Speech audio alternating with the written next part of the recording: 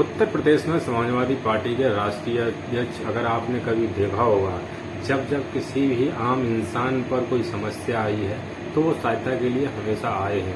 चाहे वो हाथरस का मामला हो, दुर्घटना हुई हो, या फिर जो संभल में मामला हुआ था मस्जिद को लेकर के, उन लोगों की सहायता हो। अलग अलग कानपुर में अलग अलग जगह पर, कानपुर हो, झांसी हो, या फिर कोई अमेठी हो, बरेली हो, कहीं भी हो, जब जब उनकी सहायता की जरूरत पड़ी है तब तब अखिलेश यादव ने सहायता की है। चाहे वो धन की सहायता हो या उनके साथ खड़े होने की सहायता हो, हमेशा एक्टिव रहते हैं अखिलेश यादव। उत्तर प्रदेश में केवल और केवल समाजवादी पार्टी के राष्ट्रीय अध्यक्ष यानी कि कन्नौज से सांसद अखिलेश यादव हमेशा अपनी पार्टी की तरफ से किसी न किसी की सहायता करते रहते हैं। यही मामला अभी अम्बेडकर नगर से जो अनन्या, एक छोटी सी बच्ची जिसका घर गिराया जा रहा था बुलडोजर लगा करके, तब वो अपनी किताबों को लेकर के भाग रही थी। ये फोटो बहुत ज्यादा वायरल हुआ और इस पर सुप्रीम कोर्ट के जज साहब ने भी उत्तर प्रदेश की सरकार को और प्रशासन को लताड़ लगाई थी, उनको बहुत ज्यादा लताड़ा था। इसी को लेकर के अखिलेश यादव ने उस बच्ची को अपने ऑफिस बुलाया, कार्यालय पर बुलाया और उसके साथ जो भी बातचीत थी, जो सहायता करना चाहते थे, सहायता पहुंचाना चाहते थे, वो सहायता पहुंचाई।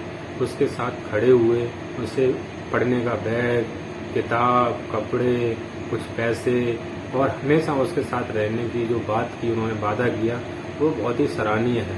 क्योंकि जब लोग किसी का घर टूटता है ना, तो वो बिल्कुल जो व्यक्ति उस घर में रहते हैं वो टूट जाते हैं, क्योंकि घर बनाने में बहुत ज़्यादा मेहनत लगती है, पैसा लगता है, उसके साथ साथ उसके भाव भी जुड़े होते हैं उस घर पर।